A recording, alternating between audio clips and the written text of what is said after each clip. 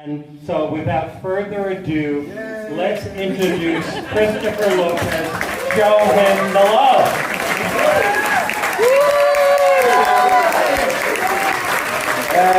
All right, great. Thank you so much, Bob, for that plethora of information. Thank you so much. I want to thank everybody sincerely from the bottom of my heart for being here. As I was, over the course of 2 years that I've been making this work, I never had envisioned a moment like this. I hadn't planned to put on a show, but it makes so much sense that this space be made available and new for the community who deserves it so much. This work is built off the memory and the love and the legacy of so many families that I've had the privilege and honor to know, and people that I consider now my friends. I think that is, in essence, the work and the thing that needs to be remembered and kind of honored. The word that comes to mind is survival, awareness, right? To be aware of one another, the way that we love each other within our own homes and within our own families is a love that should extend outside of our homes and into our communities and in the greater world. And to have that kind of level of awareness and a love for one another is really the seed of this work and the thing that I want to do. Again, I'm humbled, honored, and privileged to know every single one of these people. The Tapia family, much love to you. Robert, thank you so much for inviting me into your office that day in downtown and telling me your story. Janet Ayala, a very, very beautiful person, a beautiful mother and grandmother who is extremely courageous for sharing her story and giving her time and coming up here. She's a tremendous woman. Great mom and grandma. Janet, I love you. Jose, you the man, you know I love you. Antonio, my brother, thank you so much for inviting me into your home and being my friend. This is for y'all, and it will continue to be for y'all forever. That's the point. So often we need to take charge of our own stories and our own narratives. No one else is going to do it for us. No one else is going to say your name for you. You have to take the reins, and you have to make sure that your name lives at the apex of this history and not brushed aside.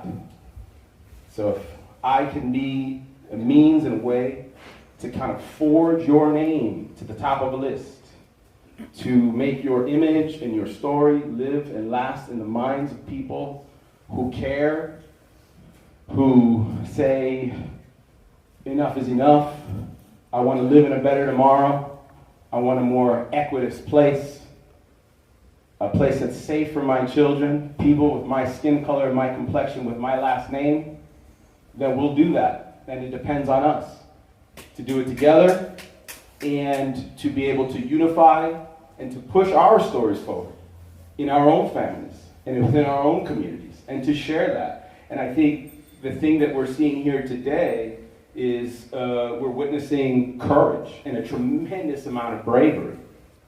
These are not things that you just commonly share with your family. They hurt. And this work has been an opportunity for so many people to be able to open up, and so many people to be able to come together, and so many people to be able to meet. And we deserve it. This city was built off our backs, and the backs of so many people. We deserve it. There's no need that these names can't live on as people who lived, worked, loved, and died here in the city. So that's the work, and the work is for you, and the work is for the city, and the work is for the families, and the work is for the people. I'm just a guy with a tape recorder and a camera. So thank you so very, very much. I do appreciate you. Please take your time. There's a lot of information to absorb. A lot of wonderful people helped put this together. I thank them so sincerely from the bottom of my heart. As you go around, every portrait has their own captions, and there are QR codes in which you can listen to these interviews. I know that it's really busy and kind of frantic in here, so this might not be the place to listen to those, but please take the time to visit the website and you can listen to them at home. The last portrait that I have on the wall is of Janet Ayala, and Janet is here today, and she's a wonderful person, as I've mentioned. I'll say it again. And so, big family. Met your whole family there, but beautiful family. And so, Janet's portrait is there in the end. Janet's portrait gets 2 QR codes. The second QR code in her caption is for a GoFundMe that we have worked on and spent much time putting together. So if you would like to donate whatever you can to Janet, those funds will go towards erecting proper tombstones for her family who died in the fire here in Hoboken. It's been a very long and arduous process for Janet to even be able to find the final resting places of her families. This past year was the first time she was able to locate her mom and her stepdad.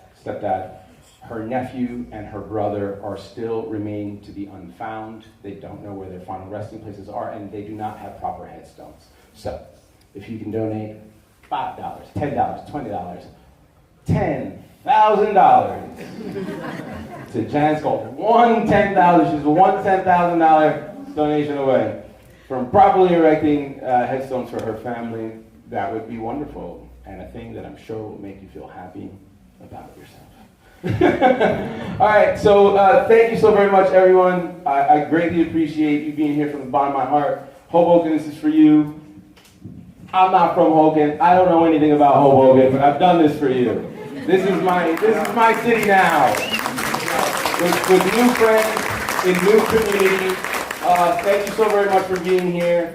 I love you all. Be well. Enjoy the show. Learn something. Love each other. Thank you.